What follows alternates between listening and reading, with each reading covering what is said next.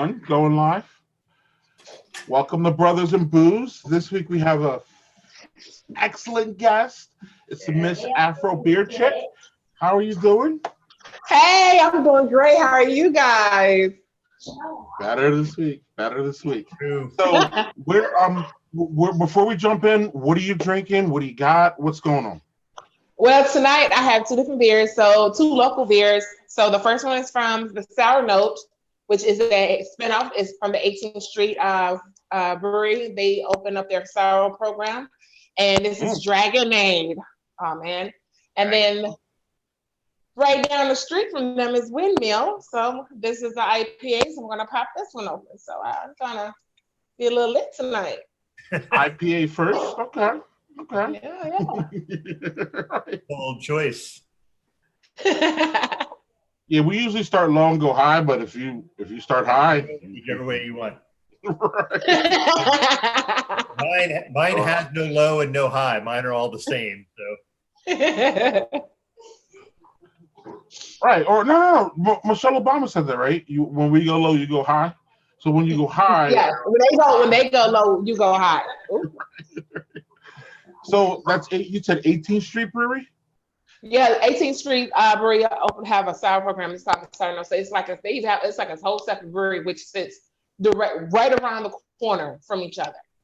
And I didn't know that until I actually went to 18th Street, and I was like, well, it's a whole new brewery over here. When did this pop up? And then come to find out, it's an 18th Street project. I was like, oh man, this is so cool. And they actually make sours that I like, and because I tweet about my sours all the time. Like I don't like them. It's hard for me. So for me to buy a 4-pack and bring it home, man, that's some serious business. That is. Mm-hmm. Yeah, you're not a big sour person. Are you just getting into them, or what's going on? Well, what happens is like I try, because your palate constantly changes. I always try to keep it open because when I first started drinking beer, I was just stuck in Belgium. So I didn't like IPAs, I didn't like stouts, I didn't like anything. So it's like, but it takes that one to open it up, and you constantly want to keep trying it. So that's what I'm doing. I'm trying it. If I like it, I may sip on it a little bit, but I finally found one and said, oh my God, I really, really enjoy this. Especially, excuse the dog barking, especially one called Mellow Days by them. Oh my God, it's amazing. It has guava and marshmallow, lactose. Like, man, it's like a pastry sour. I didn't even know if that was even possible. Color me intrigued. But what you got in your glass right now? Let's see it. Okay, well, actually, I'm gonna go with Dragonade first. This is like their, and I'm gonna pour it into the Fresh Fest glass for memories. The first Fresh Fest reference, the second one. Yes. So this is a pastry style ghost with dragon fruit, lemon, Himalayan salt, and lactose. That sounds good. Yeah. So it's a ghost. It's really good too. You get what do you get? Anything from the smell? You getting any of that? She said passion fruit, right? Dragon fruit. Dragon fruit. Yes. So it's like, it's not sours where you pucker and like, oh my God, that's too sour. Right. It's tart. It's tart and it's drinkable. And you have a hint of sweetness in it, but yet it's not overpowering. The tart is not overpowering. It's like, okay, I can drink this. So you like, sorry, I call them baby sours, ghosts. And I mean it in a way like, you described, like they're not overpowering, they're not overwhelming. I'm the big overpowering. But I didn't start there though. I started with, little quote baby sours. Like Berliner Weisses are my favorite baby sour. People love ghosts, so yes. Nothing wrong with a good ghost. I'll get there maybe one day. Well, no, as long as you're having, in my opinion, as long as you're having beer and you're having fun, drink away. I don't know if you guys saw. I posted it got a funny response, but I posted that this guy who drank. What did he say? He drank. What did he say, Doug? You saw it. One day he drank a Coors Light every day. And he's like 107. And I'm like, look, if that's what you got, if that's your thing, that's your thing. I'm not gonna. I'm not gonna live to 107. So No, never know. It may be possible now. Man, my lifestyle with food and beer is it's not gonna end well. But So maybe if you drink enough beer, it'll pickle your insides so they stick around longer. There you go. Let's see what you got. Like your inside just fermenting. So Doug, we got to get you rolling because you have a big lineup tonight. Yeah, so I'm gonna start with. So I found today one of my favorite quads is a Belgian quad from Omegang called Three Philosophers, and they just released barrel aged versions of their quad, which I'd never seen. It's the first time they've ever done it. But I'm going to start with just their basic, which not really basic. It's their Three Philosophers quad. You ever have it? You ever have it off of No, I haven't had that one. Yeah. Well, this it's 9.7 ABV, so they're all that level. So this ought to be fun. That's where we're starting. Yes. Then we're going to get to the barrel aged. That'd be fun. So also, wow. So this glass is actually from Duvel, which is the parent company of Omegang, and it's got all these cool little art figures on it. It is semi-naked glass. Animal people. Yes, cute glass. While Doug pours that glass, how big is glass for you, Afro Bishop? How big is it? Like, do you drink a different? I mean, do you have a different glass for a different drink, or how do you do that? You don't care? I'm a glass whore. I'm not gonna lie to you. Like if I right now on this table, I have maybe 3 different glasses because to pour each of my beers into. So yeah.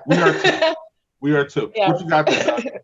So this is I poured a little heavy-handed, so it's got a lot of head on it, but it looks great. But it's got all that super lovely sweetness that you like from the Belgian-y. Just so good. You down with the Belgians? Oh yes, I love Belgian. Actually, that's what got me started into beer was the Belgians. That was my first craft beer ever. Was in like the fall of 2009, and it was. And I'm gonna say it's craft because at the time it was before they sold. Was Goose Island Sophie, and I was like, man, this is good beer. And I was like, man, this is beer for real. Are you kidding me? So, are you for real, Doug? And are you kidding me? What's going on in there? I've had this one before, so I can't speak highly enough of it. If you like any Belgians, and if you like quads, this is. I've had lots of them because I really dig the Belgian styles, all of them. So but the quad is like the heavy hitter, and it doesn't disappoint. Is this a year-round beer? This quad? Yep, they make this. They make. There's most of their flagships like the Witta, the Rare Voss. Three Philosophers. Those ones are ones they make all year round, and then they make a lot of saison beers that are seasonal. So you could bring one of those to Fresh Fest, is what I'm asking. What I'm saying. Yes, I can, and I shall if you'd like me to. Especially by my table. Yeah, to share. Let's have a bottle share at the table. But I gotta show you how to watch. I gotta show you how to work the bottle share there because it was crazy. It was big. It was crazy. It was overwhelming. Like you go downstairs and they just had a bar and you walked in with your beer and people just took it. And I was like, whoa, where's my and they were just pouring. And I never really got to try the one that I brought. I'm not complaining because I tried it was just off the hook how great it was. But maybe you just need to take it and hide it and we can get it. You know what I mean? Because it was crazy. I can store it so y'all can have your own. What's up? We didn't make it to the bottle share. Those at the syndicate, hey, shout out to my syndicate people. We ended up having our own bottle share. Oh, you can just come to our bottle share as well. And then Greg, you was there. Yeah. At the house? Yeah, I was at the there were 2 and I was at 2. Right. Okay. The one at the house. Yes, the house was. Yeah. Yeah. The house was love, man. The house was love. That'd be a little weird walking into a bottle share and people just plucking the bottles out of your hand. I'd be like, right. It was cool, but it was just whoa, I wanted to forget it. Yeah. Right. But at the everything else. That was at the first one. That was at the first one. There was one. So Fresh Fest sponsored their own bottle share, and they had a place for it, Doug. And it was right after the festivities happened on Friday night.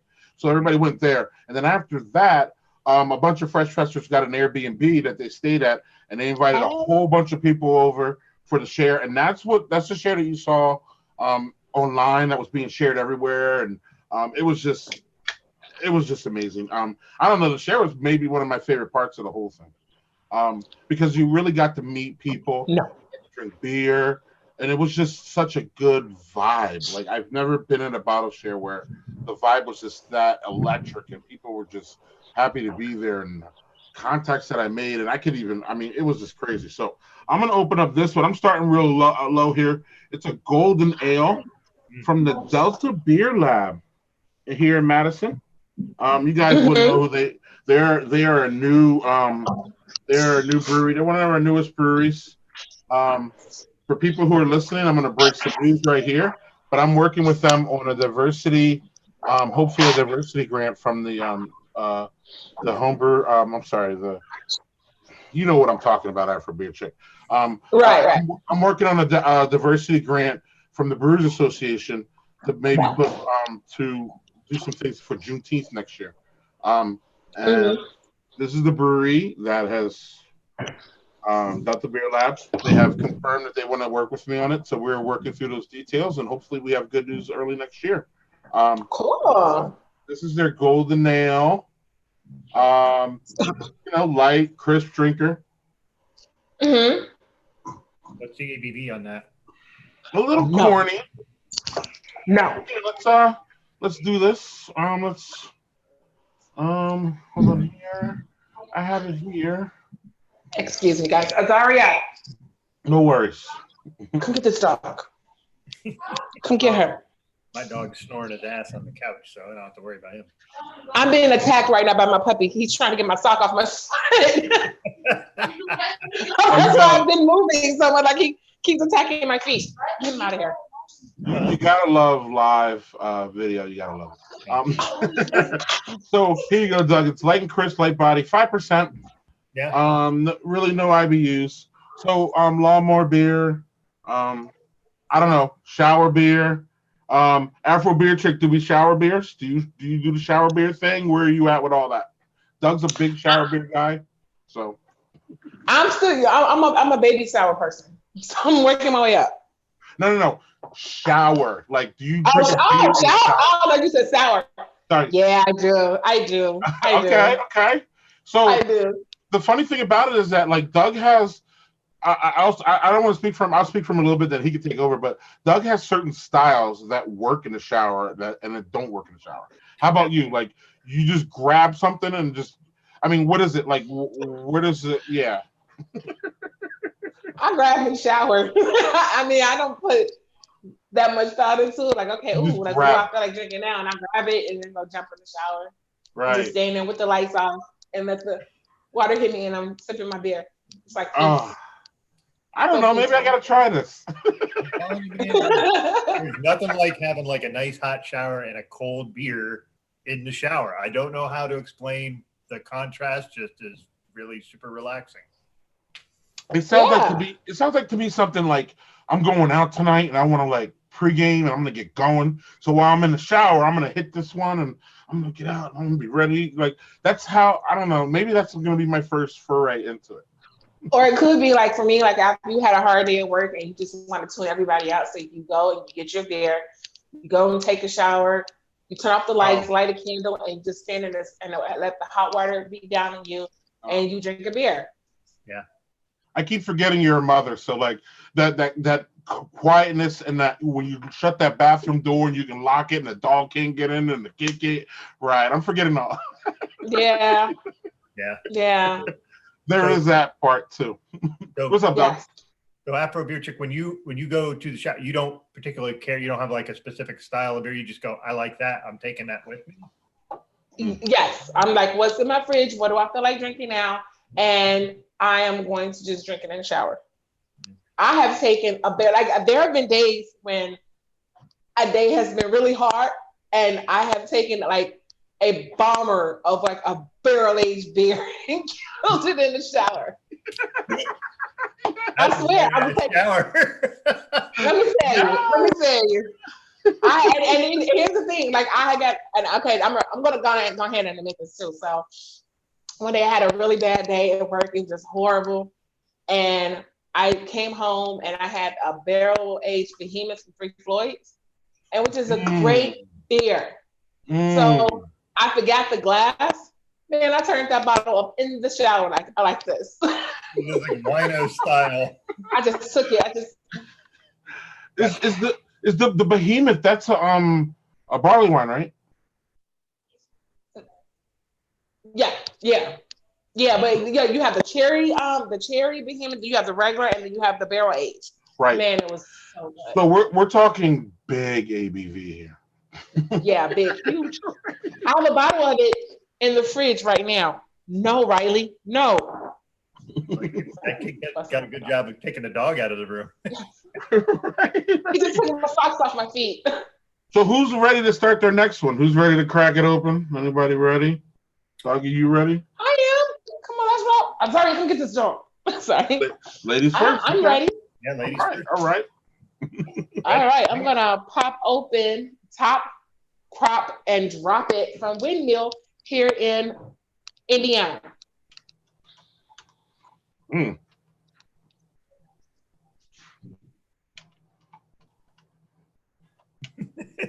Poor dog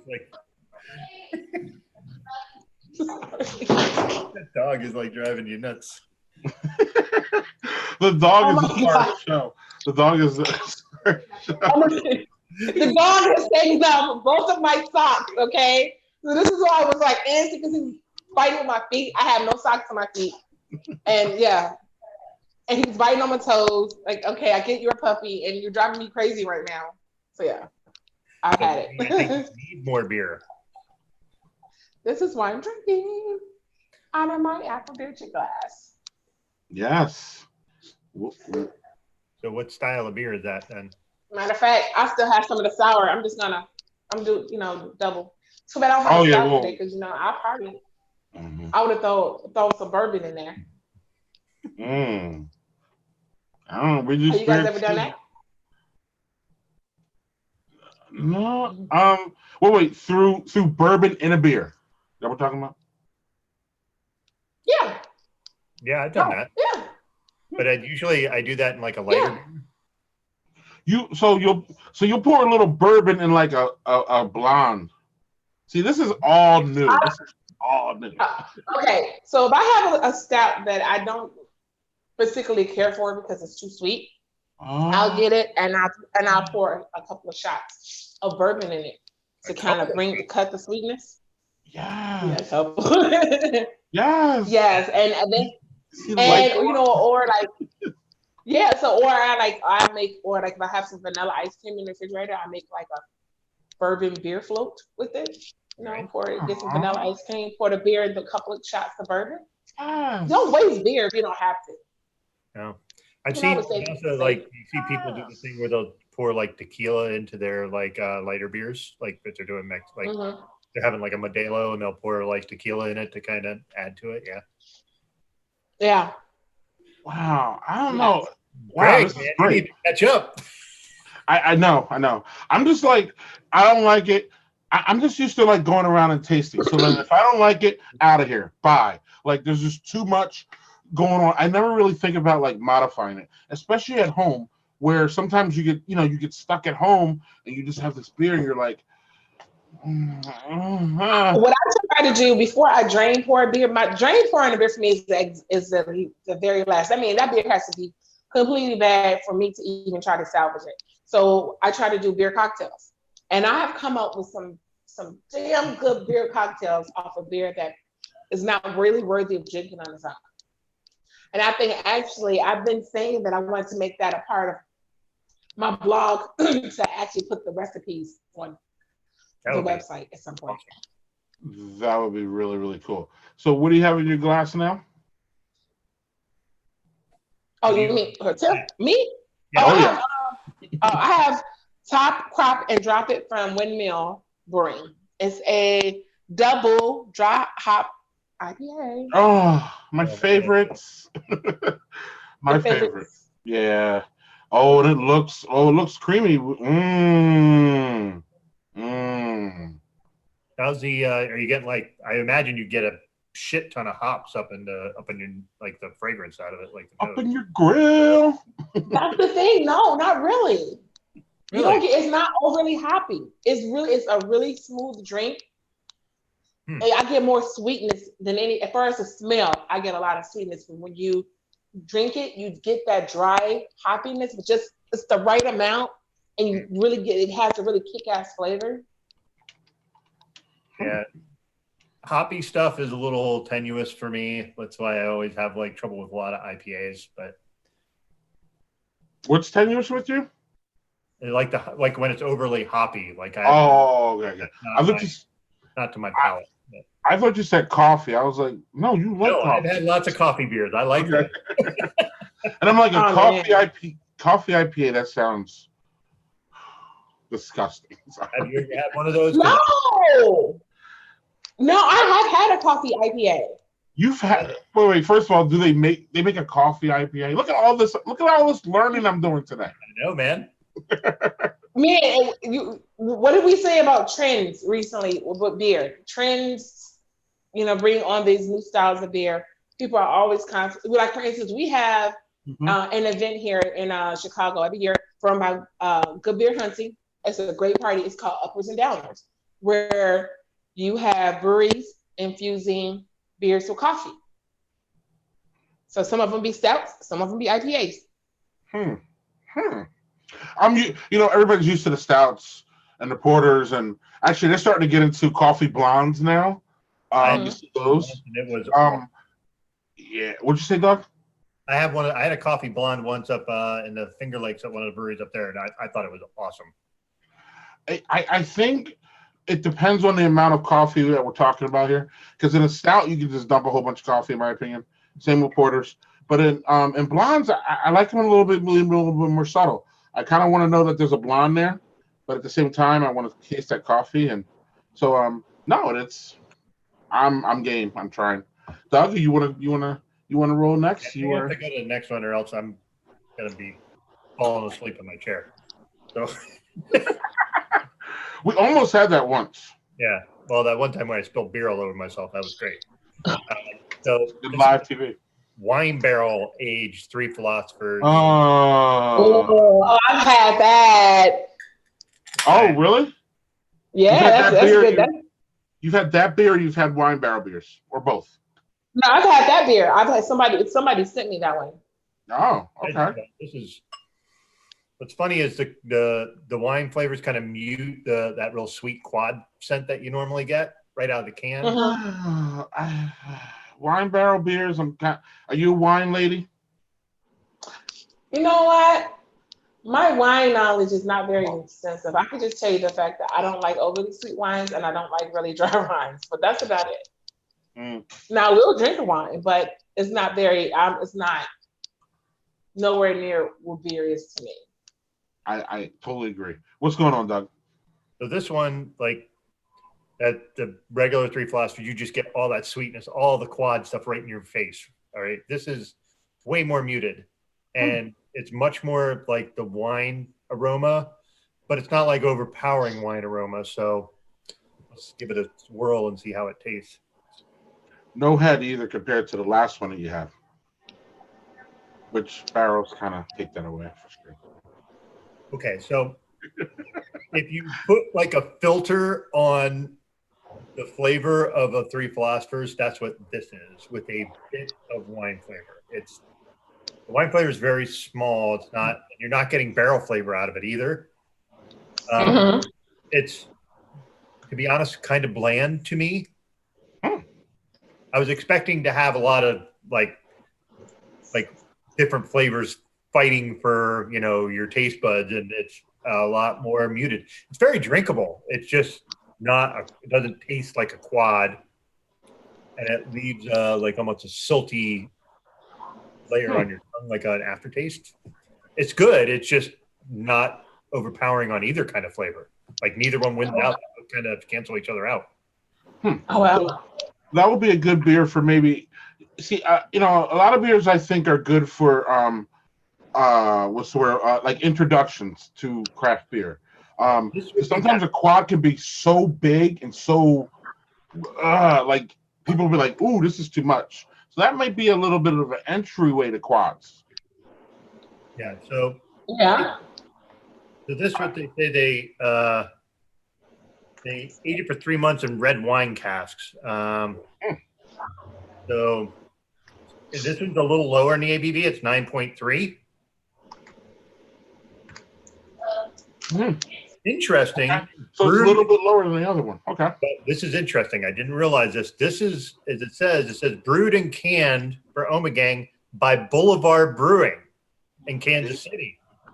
There you go. Look at that. Interesting. I wouldn't have expected that, but yeah. Like I said, this would be a really good intro to quads. Like, it's not you're not going to go, well, this is what a quad is. That's not what a quad is in any way, but you could introduce yourself to a kind of a high gravity beer without it being like, whoo, boozy. Like, yeah, it's something a little more approachable. So I have next week, hopefully, my first show of Daddy Porter, Styling with Daddy Porter, where I talk to a beer expert and we talk about one style. That comes out next week. The first one's going to be Oktoberfest, but I am doing one next week with this beer, which is a Doppelbock. You don't see many of those around. No. Toasty, you might know Toasty, Afro Beer Trip. They've been around forever. But Toasty I can't think that I do. They have a wonderful beer museum on their complex. They're close to the Iowa and Wisconsin border. But so this is why I have Doppelbock, because I will be doing a show for Doppelbock. It's the only reason I have it. It's not one of my favorite styles. I like it though. It's a big malty beer. Look at that big head there. Yeah. Nice. Malt forward. Oh, just cracker and grams and crackery gram and all those, with a big malty beer.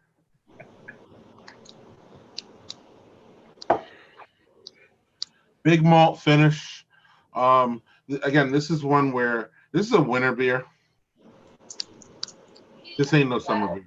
And I don't know, man. Like, Doug, I go back and forth with the, summer and winter beers, and this beer should be drank then. And I just think you should just drink beer when you want.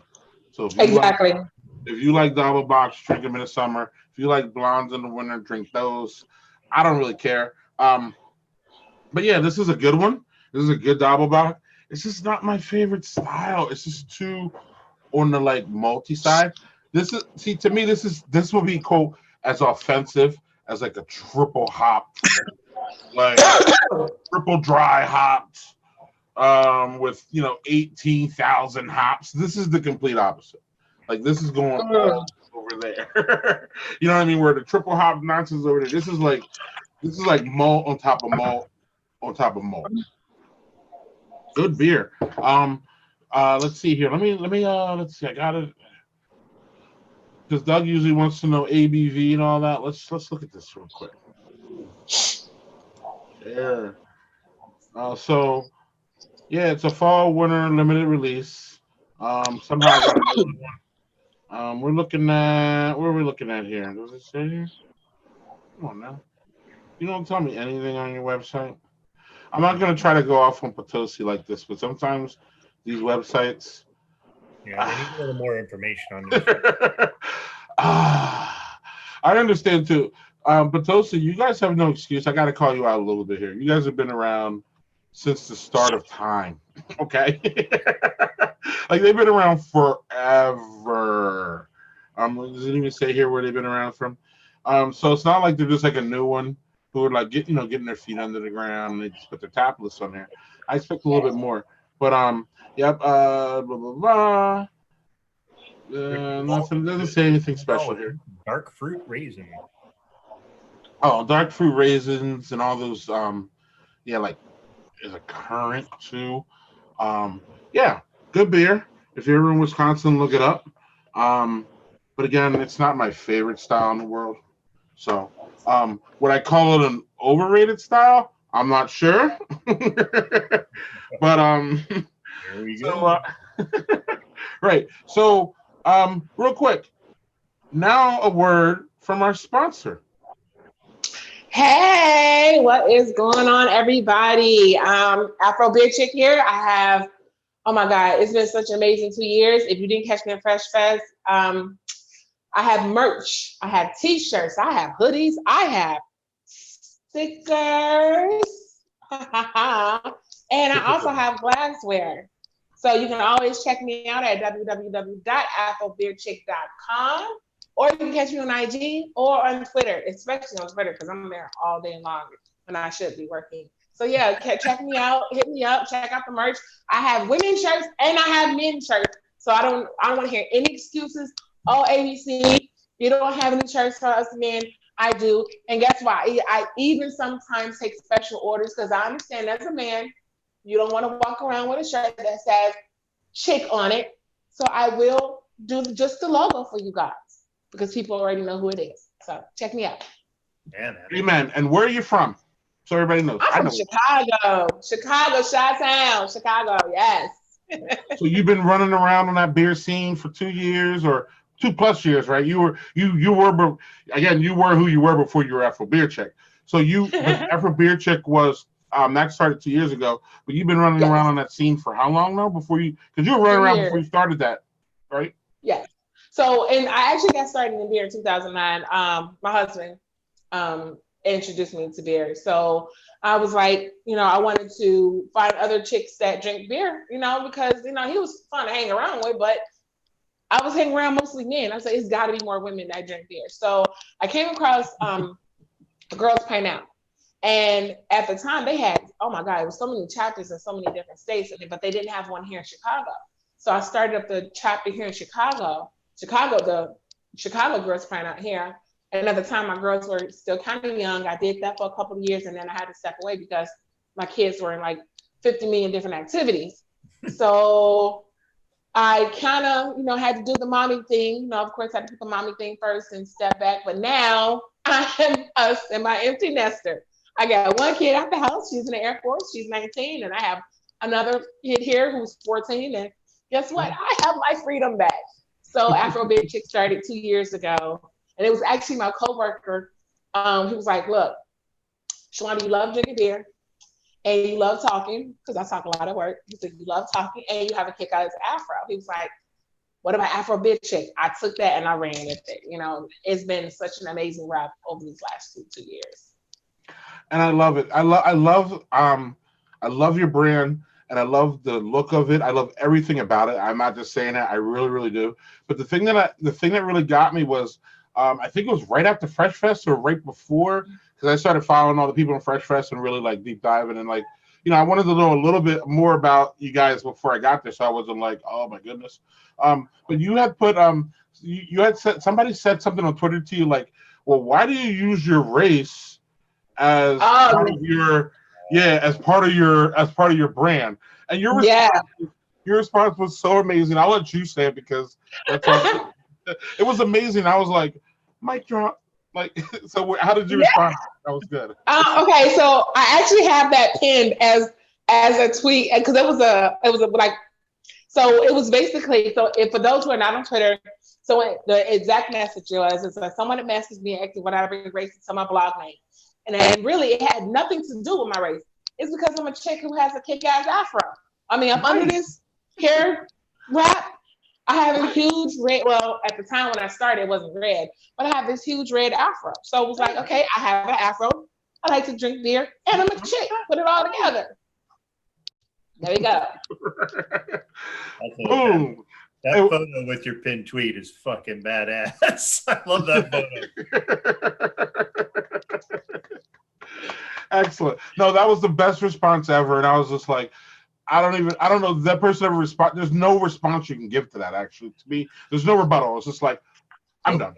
Okay. Well, you know what? Honestly, and I'm not going to call this person out because since that conversation was had, this person has been, I think, his views of women in color in beer has changed. It's like he's now one of my top people that I interact with, on Twitter.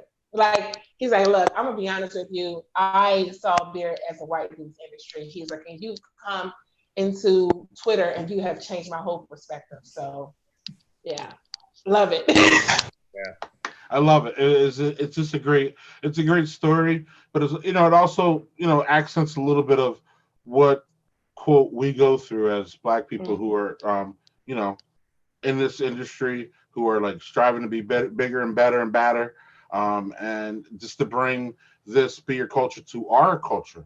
And so like that, quick, witty, beautiful responses like that are what we need, as opposed to, kind of the back and forth. I mean, sometimes we need the back and forth, but that shit gets exhausting. There's only so many times I can tell you why it's important that Black people have their own space. Again, I can only explain it so much. If you don't get it, you don't get it. And so sometimes just, again, that quick, because like you said, we don't have time. So like, sometimes that quick witty thing is just great. So I don't know. I got another one here. I'm gonna jump in. Do it. While we jump in, big giant beers I have, more left. I'm tag teaming over here still. Like, I'm going between 2 beers I have on the table, and he's popping up with new beers. Yeah. I finished the blonde and I'm working on that double bock, but I'm gonna get to this next. But so while we talk about this, there is a brand out there, Beard Black Man. He clearly he's invoking his race, and I don't really care. So cool, that we don't care, because that, again, that part of that needs to be say, hey, we're Black and we're here and we like it's nothing against white people, nothing against white people. It's actually more about we're Black and we're here, and hey, there are Black people who love beer. So Beard Black Man did an interview with you. After Fresh Fest, he's doing interviews with people that he met at Fresh Fest and people that he wants to accent in the industry that are Black. I think you were the first one, right? Yeah, I was. It's called, he started a hashtag on IG called Being Black in Craft, basically just kind of expanding the movement. And, he kind of put it out there, and, the people that I share the house with, my amazing and now extended family, we call ourselves a syndicate. So he said, hey, you guys want to, jump on this with me? And I was like, okay, sure. I was like, I'll be the first one if you don't mind. So, and that's how that kind of went down. Ralph was really cool. He's from Alabama. He's very cool. You all need to look him up. He comes off, he came off online as he did in real life. And a lot of people it doesn't translate sometimes. Sometimes like you'll meet someone and they have a big internet, they got a big internet, aura, and then you meet them and they're like not that big in real life, or they're really cool and tame, and then you meet them and they're like, whoa, what's going on? And he was just equal. Like, he was just a sweet guy. I could just tell he was. And then when we met him, he was just like, it was almost like he was even sweeter. It was like, wow, this guy's really genuine. He's really down to earth. He really loves this beer. So he started this. He started this wonderful little write-up. And one of the things he asked you was that he asked you what your overrated style was. And when you said porter, I was like, really? I knew it was coming. Oh, you did know. Right. I knew it was coming. Hold on. Let me fix my hair wrap for this one, honey. Hold on. Right. Because I'm ready. Don't tell me my girl's coming from my porters. No. Yes. My head exploded. It was great though.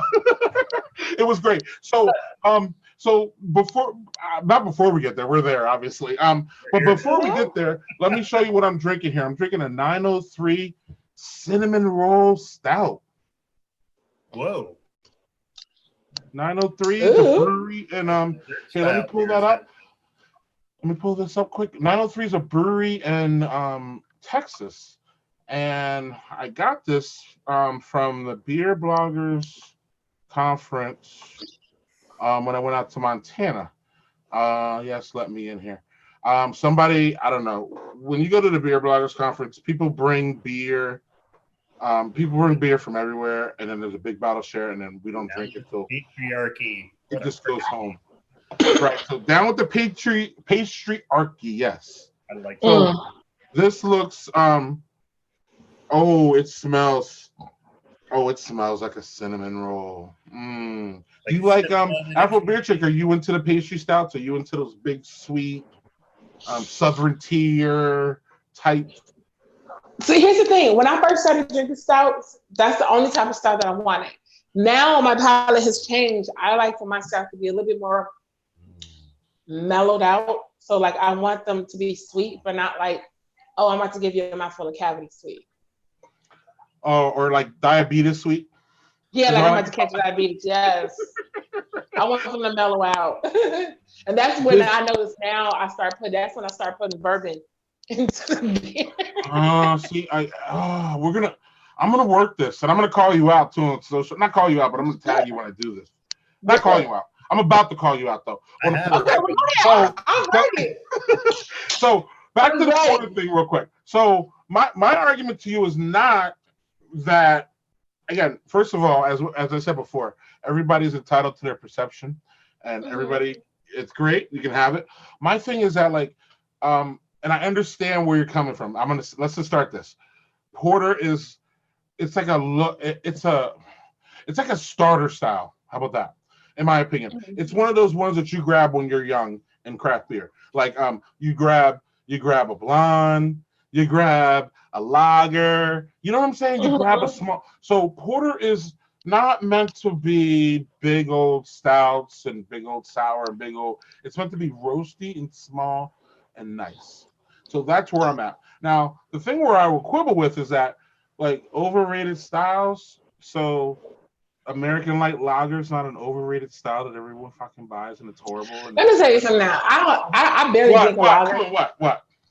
I barely drink a lager. I mean, lager's been around since the dawn of time. So I'm just like, okay, whatever with a lager.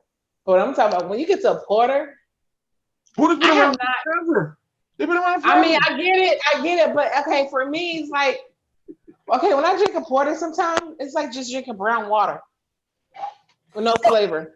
Come on now. Where you getting porter? I have to disagree. It's like drinking brown water with no flavor. Does Chicago have bad porters? Apparently. Maybe that's it. No.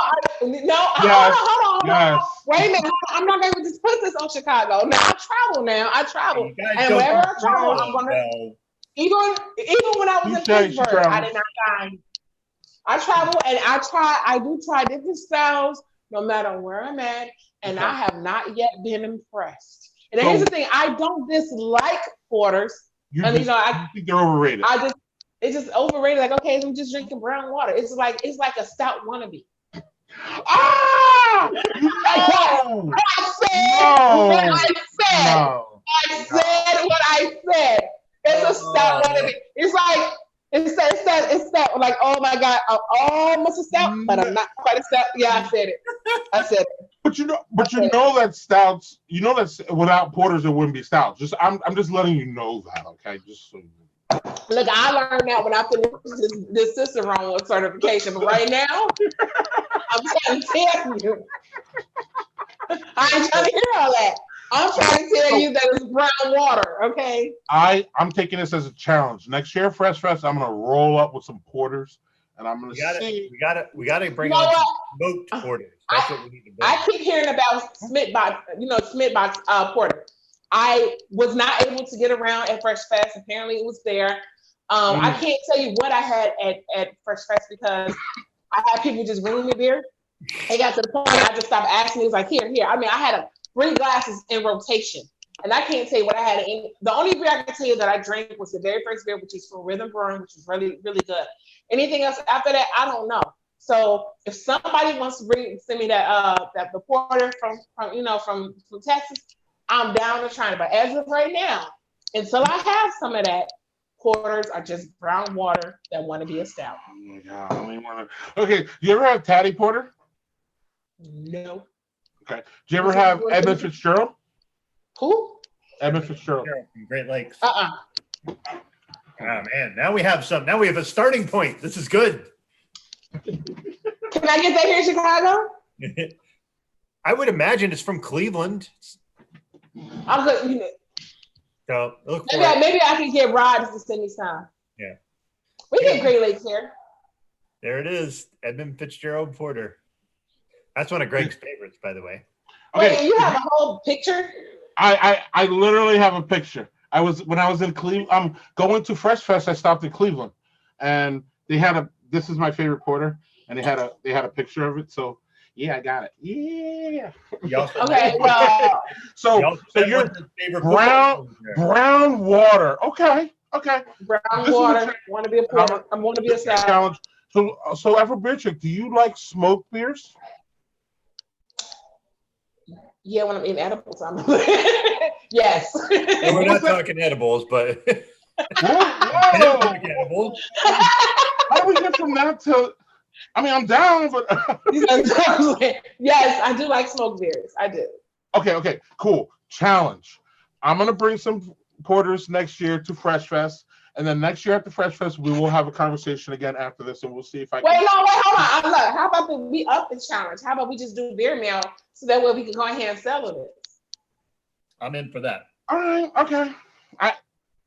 Yes. Okay. We're gonna work on this brown water. Brown water. Wow. Yes, I said that. It looks like it just tastes like it's some water that somebody put food color in it.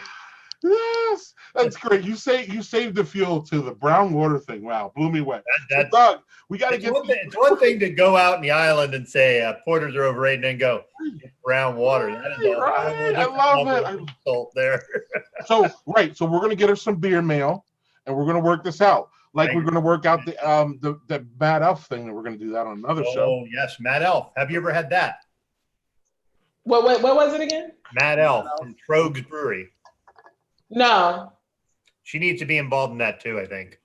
I don't. Okay, so we'll now where are we at? So Mad Elf is it's a big Christmas ale, one of those cinnamon nutmeg. No, it is not. Oh, I'm sorry. Go down. He said no, it is not. No, it's cherries and honey, and it's like 12% beer. Is that a porter? No, it's a stout. Okay, well, see, I'm down for that. No, wait, I'm mistaken. It's considered a Christmas ale. Okay. But it is.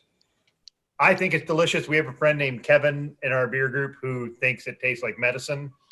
So because it cherries in it, which is tricky. So, but we'll get you in on that too, because I'd love to hear what you think of it too. Okay. Well, clearly she's opinionated. Yeah, and not a that's awesome.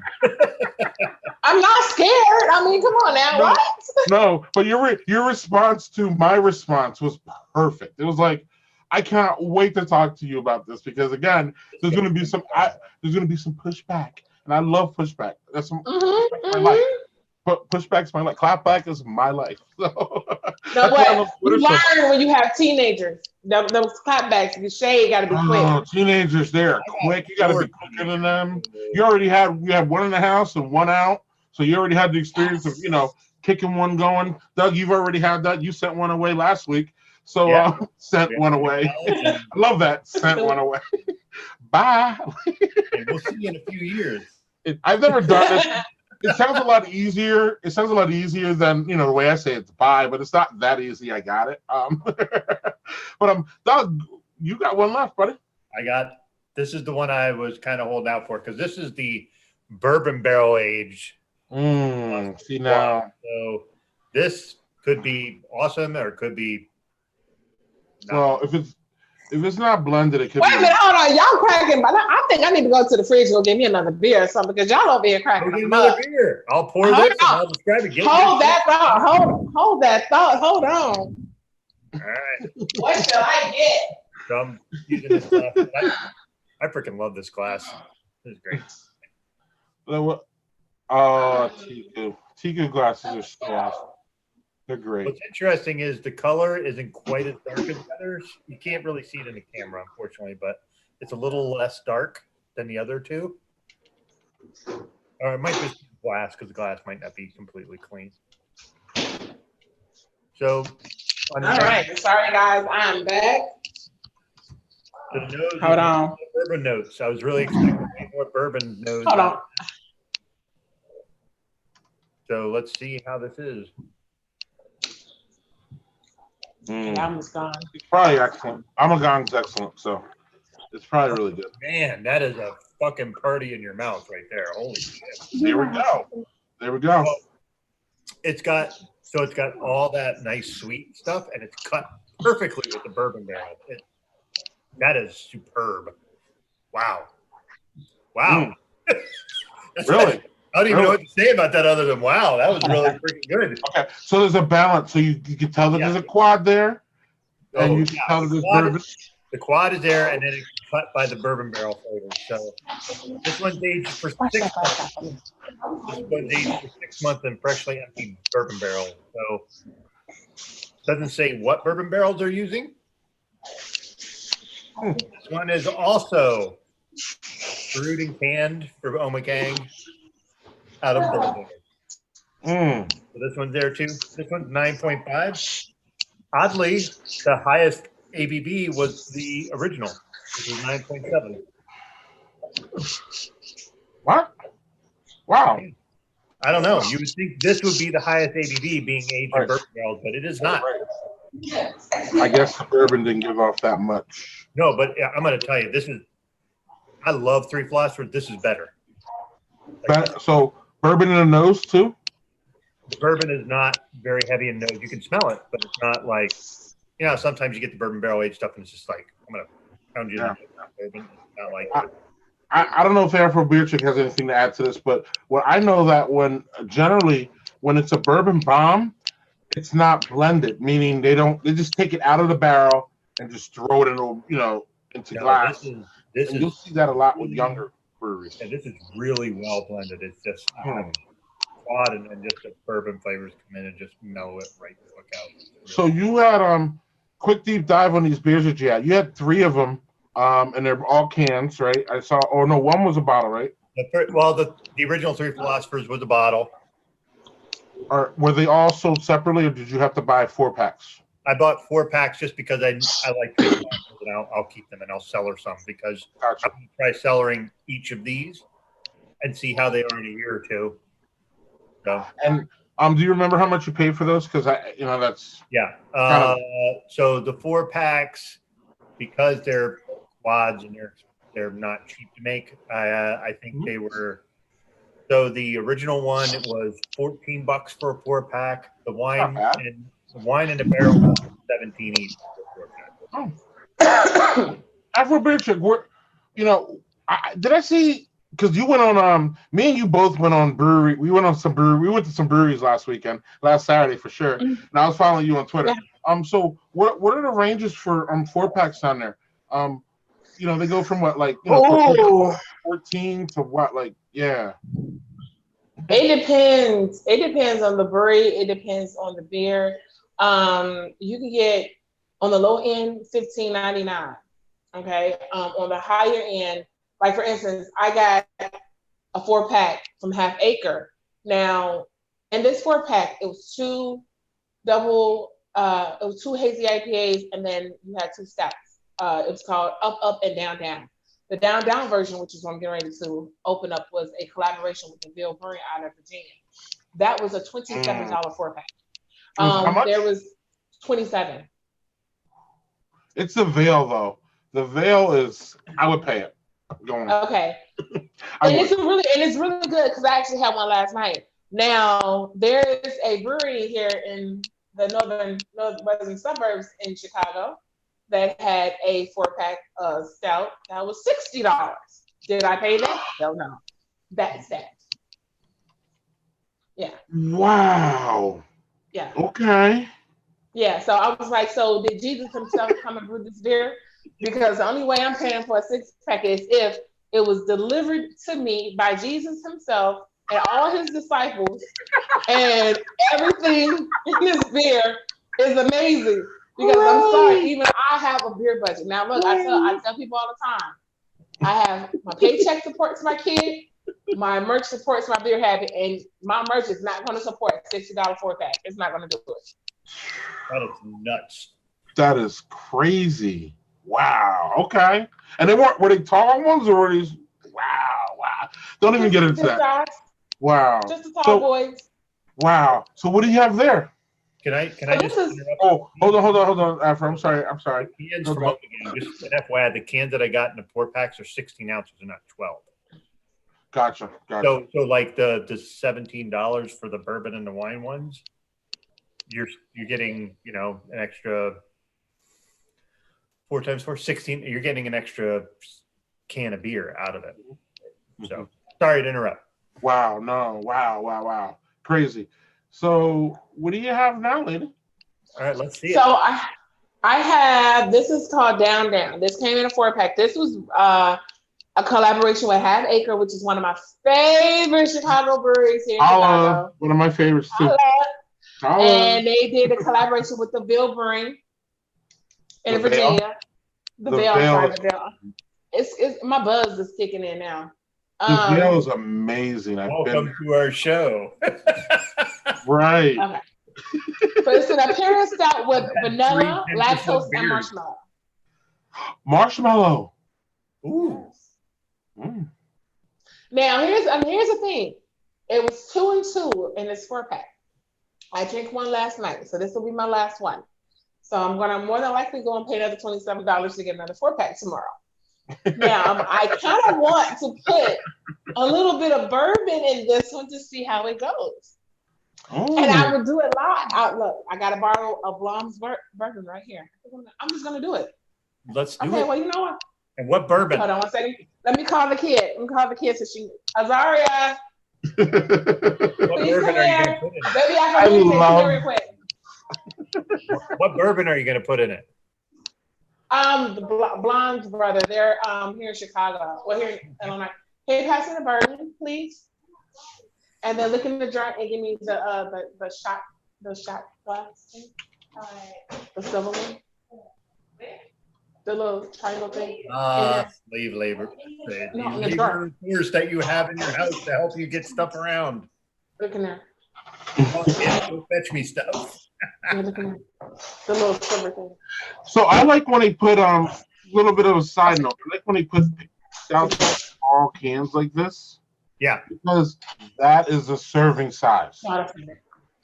For a pastry stout. You know what I'm saying? Like a pastry stout should be small. That's good. It shouldn't be a big bomber. You are not getting up. You gotta go somewhere. I have one that I'm cellaring right now, Greg, that is a pastry beer that is 16 ounces in a can. So I'm not sure. I respect anybody that can sell their beers. I can't do that. I drink them as soon as I get them. So the only thing I do is I buy a 4 or 6 pack and I just take one and I put it in my cellar and then I just forget about it until like the next year and like, oh, I have this. Wow. Look at that thing. Pretty. That looks lovely. In my half-acre glass. Pretty. Okay. All right. Okay, so gonna do a shot of bourbon.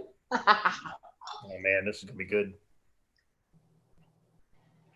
Man, so this is Blom's brother. This is not a bourbon from Blom's brother. They're from Geneva, Illinois. Galena, Illinois. Galena. It's actually really good bourbon. Oh my God, it's really good bourbon. So it looks like you keep your bourbon like you keep your beer local. It just so happened we went to an event and because we had never heard about them. And then, we decided to start, like, hey, let's keep it local. They got good stuff, why not? Mm-hmm. So, bottoms up. Look at that. Look at that. Cheers. Man. Cheers. Actually yours, man. She upped us both, man. This is the first time we've seen bourbon added to beer in a show. Man. Woo! This is so good. First time I'm so drunk. This is the first time you added bourbon to that beer? Yes. Because it's sweet naturally on its own. But man, this is it gives it that balance. I need to do this more. Doug, we need to figure this out, bro. I think I need to step up my game. Holy shit. That's good. So yeah. Wow. You're saying that like somebody who just took a toke and was like, it's really good, man. That's so good. Oh my God, I wish you could see my table right now. It looks like it's like I have multiple people here drinking, and it's really just me. Like, oh my gosh. That was me last week, right? That was me last week. I heard drinks like 6 beers. I have a guess that I'm being on my best behavior this week. I'm being very quiet. You've had the best beers, man. My beers were pretty good, but you guys have upped me on the beer today. Yeah, but to be fair, you had all those freaking beers from where the hell did your wife go get? It was Finland or Iceland or something. It was like Iceland. Wait, your wife went to Iceland and brought your beer back? Yeah, and liquor. Man. And the liquor's for her, but I grabbed it. But yes, yes. That's how you know when a wife is a keeper. It was a bunch of lagers, but the ones that weren't lagers were fantastic. Yeah. I was really, really surprised, actually. Not the lagers. I'm good with lagers. In fact, I started my whole foray into craft beer started with hating lagers, and that's why I started. Mm-hmm. Because it was, they're American like lager. And now, as I've gone and progressed to IPAs and sours and all that, now I have a nice lager, and I'm like, this is pretty damn good. But of course, it's from a craft brewery, so they're not just pushing out like corny lagers. They're actually trying to make it less than I'm gonna use this now, this brown water thing. Oh my goodness, you're never gonna hear never going to hear the end. So then it's like yellow water. How about that as lagers? How about that? Look, you can't steal my thing now. Listen, man, you said it on my show, so I'm just gonna say I'll reference you. I'll say the Afro Beer Chick says that porters are right. I'll make sure you get your reference in there. So you need to make a shirt that says brown. Listen, I'll be like, flavorless brown water. Brown water shirt. I'll be like, don't at me, at her, at her. And you know what? Here's the thing. That's okay because I want all the smoke. I take these Twitter fingers are a little shady. I come back to come with it because I said what I said and I stand by it. You can handle all the pressure thrown at you. That's pretty clear. Most definitely. I'm not even going to dispute that because I'll get myself in trouble. So. But cheers. Afro Beer Trick, it was excellent having you on. Now the last thing that we do is we pretty much sum up by talking about what beers that we had during the show and how good they were, and whether we liked the spectrum. So I'll start just so you can see what I'm doing here. My favorite out of all these was actually, and it's rare, but it's this pastry stout. The cinnamon donut thing, it'd be great for breakfast. We're a side tangent. This would be amazing on Christmas because Christmas is one of those days that I want to get up and drink. Like my kids are a little bit older, but like when they were younger, I used to like to have coffee and Baileys. And like, come on, what are you doing on Christmas besides opening presents and having guests over? Unless you're like traveling, to me, Christmas is the best drinking day. If not the best. Like you can start early, nobody cares. Like you could just like take a nap. Like after the whole present shit, and then like you're waiting for dinner all day, like it's time to get drunk. It's time for a buzz. So like this would be great for Christmas. In fact, now that I said that, I'm gonna hook myself up for Christmas because my kids are older. they're teenagers, so you both have teenagers. Like at some point that Christmas thing wears off, and we get the presents and all that, and then we just sit around and watch TV or the parades and all that. This would be amazing on Christmas. Fantastic. Christmas is canceled in my house. Canceled. We're gonna go to Puerto Rico for Christmas. We're not gonna try to be here. Oh, that's it. We're canceled. Awesome. That's even better. It's done. It's done. She's 14. Chicago, that shit sucks in December. Yeah. Huh? Yes. That shit sucks in December. It's freaking cold and windy. Yeah. Mm-hmm. Awesome. Yeah, we're just not gonna be here. Like Christmas is canceled. No presents, no tree. Let's just go. We're done with Christmas. Well, right, and that's how I have to get to Christmas is morning drinking and then day drinking. I'm not drinking. I would say that Thanksgiving is exactly the same kind of thing. Thanksgiving is the same thing. The only thing about Thanksgiving is that or what were you gonna say, Afro? And I was like, you know what? I cleaned Thanksgiving last year. We just went out to dinner. I didn't. Matter of fact, it's so funny. Here's the thing. Want to hear something funny? I sent my kids to my mom's house for Thanksgiving, and my husband and I went to dinner downtown. Cheers. I love an unconventional holiday because it annoys me that everybody does the same thing. So like I always want to do something different. So it's either morning drinking or Chinese on Christmas. We do Chinese on Christmas. We go to a buffet on Thanksgiving. Right. But Thanksgiving there's another really good day. The only problem with Thanksgiving is that like even more than Christmas, I think you get around with the relatives more. So depending on the relatives and what they are, and day drinking may not be the best thing because you might get into an interaction that you may not. especially the last couple of years, I've heard like I'm not trying to get into politics, but the last couple of years, I've heard some crazy ass stories about people fighting over politics, whether it be Thanksgiving or Christmas, and I'm just like I can't do that. Like those are days that like those are honestly. Holidays for me are sacred. Like I don't want any bullshit on them. Like if you're gonna bring bullshit, you need to get away because it's holiday. I want to be happy. I don't want to hear your Trump shit. I don't want to hear your pro-Trump shit. I don't want to hear your anti-Trump shit. Can we have this like 1 to 2 days without politics and shit? Like can we just all get together and just drink and just be good and eat the damn turkey? So anyway, I'm sorry I'm on a tangent. That's my buzz kicking in. Right, this happens, and well, you know already. I rant forever, but but this pastry stout is good, and I said it before. When Afro Beer Chick was getting her last beer, and I don't know if she heard it. I think pastry stout should come in the small cans like this because they're so sweet. They're not. In my opinion, this is too much beer for like how sweet this is. And unless you Afro Beer Chick it, which is now, can we use it as a verb, Doug? Unless you Afro Beer Chick it, yes. Right, Afro Beer Chick it. Right, unless you Afro Beer Chick it. You know I'm going to post something and just say, I'm Afro Beer Chicking my beer. Yes. There you go, yes.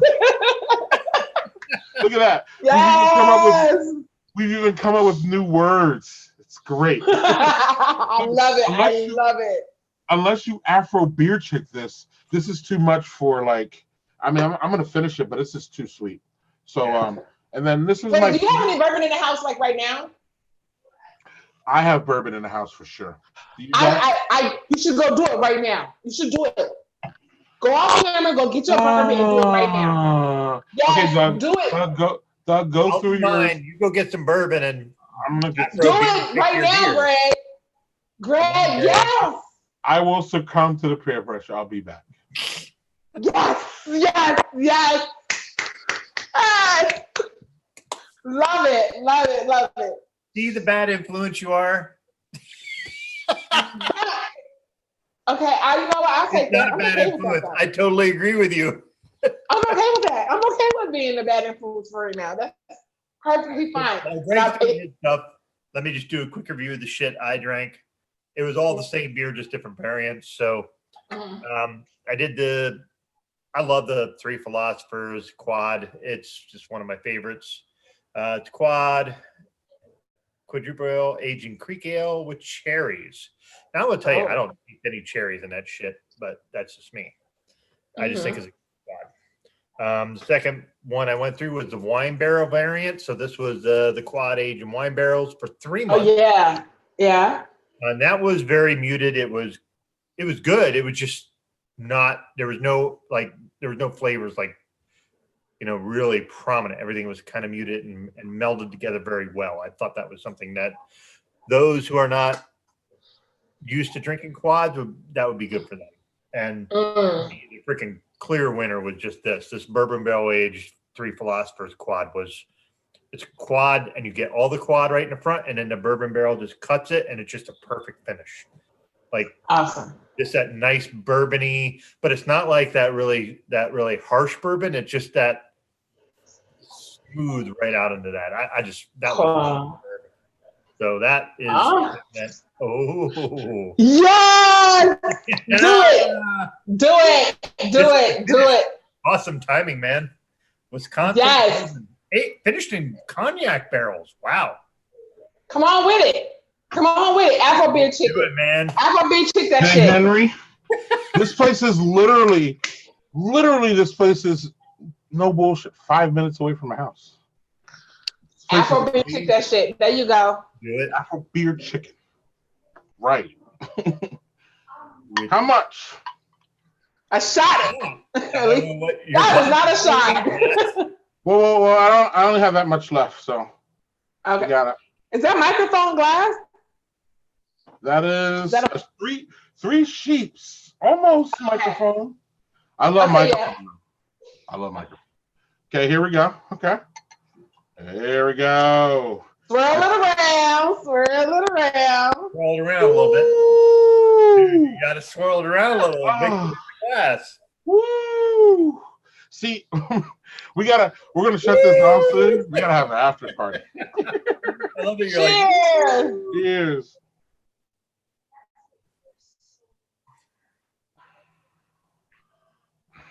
It's better. Better. It cuts through that sweetness. It gives you that. That's what I told you. It cuts through the sweetness. In fact, I don't get any much sweetness. I get bourbon. But you can still tell there's a stout there. You can still tell this is way more drinkable than it was. Yes. See? Wow. I'll drink that shit. This is look at this. Look, I put up with her brown water crap, and look what I get. Look what I get. So sometimes you got to take steps back to go forward. No, you went forward for it tonight, okay? Even with the brown water crap. This is great.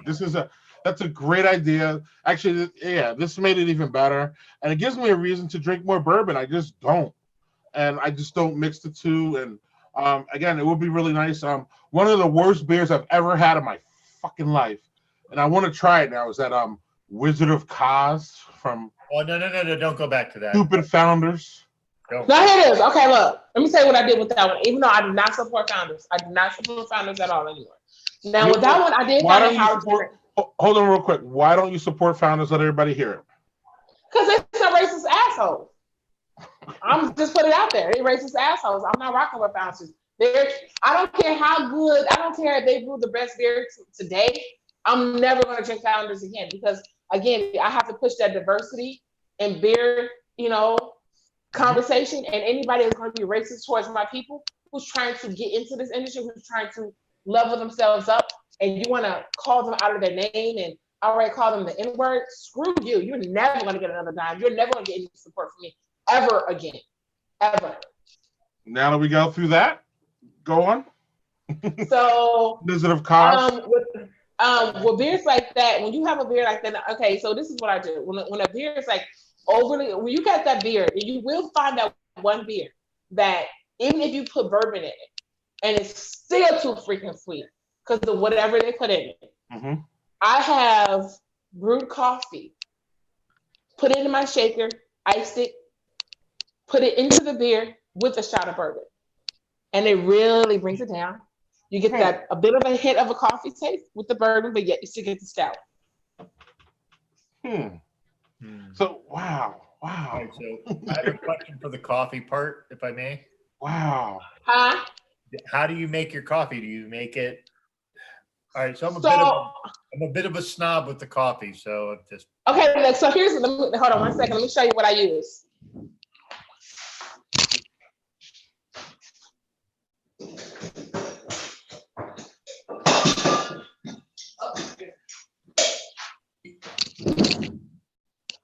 So I have something called a mocha maker stove top. Yep. Like a little miniature espresso maker. Mm-hmm. So what I do is when I brew it, I put it like a martini shaker with a cube of ice, shake it up, get it iced, put it into the coffee, and then put a shot of bourbon in it, and it brings it down. You have that hint of coffee, and you have the bourbon, but yet you still have the stout.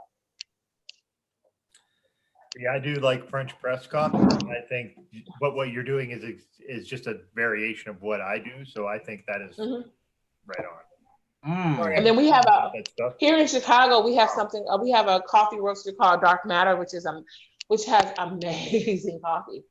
They're really, really good. So I use a lot of theirs. Or then there's I live in Rogers Park in Chicago, and they just recently closed, but they're getting ready to open up. They're going to open up another store soon. An Ethiopian coffee roaster. Oh my God, amazing coffee. So yeah, make sure you have some good coffee. You can't do this shit with Folgers now or anything out of the regular grocery store. You have to have some good coffee. If you're like, I'm using Sanka, and I'd have been like, oh, come on. Oh, Maxwell House. No, it would not work with that. You're gonna be like, what the hell? Again, that better not come out of her mouth after the brown water thing that I got. Brown water thing, yeah. right. Brown water. I still saying what I said about the brown water. You know what? Stop. Those porters are like something reprocessed at my job. Okay, and then for those who don't know where I work at, okay, I work at the Metropolitan Water Reclamation District, where we process anything you flush down the toilet is what we process, because we handle the stormwater and wastewater for Cook County in Chicago, in Illinois. Well, damn. Brown water. Yeah, but anyway, Doug. So Doug, you went through your 3, right? Yes, it did. And as I said, the bourbon barrel aged 3 Philosophers was the winner for me. Just so well balanced. That was superb. Can you bring one of those to Fresh Fest first? Talking about, I'm gonna try to send one of those to both of you, because that was just awesome. Yeah, we're gonna we'll talk on the side about how we do this, but I have some I told you before, I have some shippers I can just start sending around so we can start to use them unless you have them too. So we'll figure all that out. So Afro Beer Check, you had 3 beers today. Where did they fall on the scale? 1, what was the best one? What was the worst? Where do you rate them? Okay, so I'm gonna go from my least to my favorite. And don't get me wrong, okay, so because I'm still getting to the sours. The Dragonade, I had 3 different styles. So the Dragonade for sour, which was really good. I love the fact the tartness is not superly bitter where you can't drink it. It's not that puckering type of sour. It is a pastry style gold, so you're gonna get a hint of sweetness. That was really good. The second was the dry hop IPA, which was great in flavor. I absolutely really enjoyed this beer. And it was that was a fruity one, right? That was a fruity double IPA, right? Yes. Okay. So actually, the Windmill was the very first time I went there last weekend. So they will be seeing a lot more of me, especially now that I have more reasons to go visit my family, since my mom lives right there in the area. And my last one, which is my favorite, which is Down, which was the collab beer. It was the Imperial Stout with vanilla, lactose, and marshmallow from Half Acre here. That was the one that was in the 4-pack. That was $27, and I'm gonna have to. Hopefully, they have more, so I can go get another one. And that was also the one that I put the bourbon into. That local bourbon. Where was that from again? This is Brahms, brother, up in Galena, Illinois, which is amazing bourbon. I need to look that up. And I bought I had J. Henry's bourbon, which is right outside my house, literally. This is really good. It's funny, man. We brought out the bourbons tonight. Into my wheelhouse with the whiskey, because my table is Scotch full of yours. So like, not bourbon isn't my thing, but like Scotch is. So like, I just find that funny that we're going that realm. Well, but okay. Before we sign off, what is the difference between bourbon and Scotch? Do you know? The peatiness. Yes. Although Scotland has regions that don't use a whole lot of peat, so there is, and also Japan doesn't have peat. They make a lot of different Scotches as well. So with bourbon, they use corn a lot in the way they make things. So that has a very distinctive, to me, a much more, I would say, rough or abrasive taste, because I don't prefer that. But to some people, they prefer bourbon to Scotch because the peatiness, the smokiness, and all that is like too much. Well, with bourbon, I know is every bourbon is a whiskey, but not every whiskey is the bourbon because there are certain guidelines that have to be followed in order for that whiskey to be considered a bourbon. I learned that on the Bourbon Trail in Kentucky. So it has to be aged for 2+ years and other things right now I can't think of because my butt with this bourbon and this beer is kicking in. But yeah. Yeah. Bourbon can be aged far less amount of time than Scotch is. The earliest I've seen a Scotch is 8 years. Most of them are at least 12.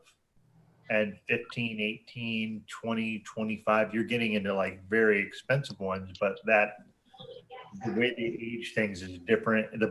Obviously the wood they aged them in the barrels is different because they're different regions. Yeah. So, like, water they use. So, Afro Beer Chick, have you ever had bourbon water with your bourbon? Bourbon water with my bourbon. We went to the Bourbon Trail. We went to what was that? Four Roses, and they take that back. It was Maker's Mark. They built their property specifically because of the limestone and the water. And we were able to have a taste, and that was like the first time, the only time I've ever done something like that. Like, I had no idea that water played so much into the component of how bourbon is made. There's a thing that a friend of mine did where he sent me a bottle of what's called bourbon water. So it's a water that they use to make bourbon, but you drop it into, like, you put whatever amount you feel you need into the bourbon, and because it's like a limestone. Water has a very limestone flavor to it. Actually cuts the harshness of the bourbon. Now, I will also say that, like, if you're drinking Scotch, which I learned in Scotland when I was actually there, they will give you a glass of water with your Scotch dram. And what they will do is they say you put whatever amount of water. Some people will pour a whole boatload of it, but the water that I was told is that the best thing to do is just get some water and just kind of take your hand and just drip some drops in it. And the drops actually open up the flavors and the way the Scotch is. And it opens up the peatiness and the smokiness, or depending on the region, maybe it opens up the sweetness, because there are regions of it where it is much more sweet than it is peaty. So it's interesting. Now that you said that, I do remember we went to a Balavine event, about a year ago. And they had water. I didn't, because I don't drink Scotch, so I didn't understand it. But now that you said, like, yeah, I do remember that now that I have had it like that. Yeah. Okay. Sorry, it was just a little bit of a tangent there, but there's a lot of different ways to drink every freaking thing. Look, she taught us tonight, just like, you don't like this stout, just throw some bourbon in. I'm like, right. Idea. Let's do that. Why haven't I thought that before? Right. And on that note, everybody say goodbye. We're going to wrap it up here. But we will Afro Beer Chick will return for our brown water porter conversation. Yes. Brown water porter. That's another thing we got out of today's podcast, or today's live show. Not only we got Afro Beer Chicking, we have brown water porter. I love it. I couldn't love it more, actually. Now I have it's best. Listen, didn't they say that, like, didn't someone say, like, you can't really have a persona unless you have an arch enemy? So now my arch enemy is brown water porter. You know what I'm saying? Like, now I got something to rage against. Now I got but wait. But it balanced out because now you Afro Beer Chicken about putting bourbons in your beer. See? Right. Correct. I'm not. It's all love, man. Is this going to motivate me more? Right. So on that note, everybody say goodbye. See you soon, Afro Beer Chick. You were a fabulous guest. You made the show. I'm sure it's going to be the most.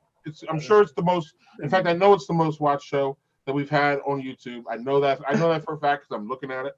So thank you for coming on, bringing your great spirit, bringing us tips. Again, you changed lives here, because now we're going to be changing this up with the bourbon, and all that. So Hey. I can only thank you for coming on, and I wish you the best of luck, and we'll see you soon. Yeah. All right, see you guys. Later. Cheers. Cheers.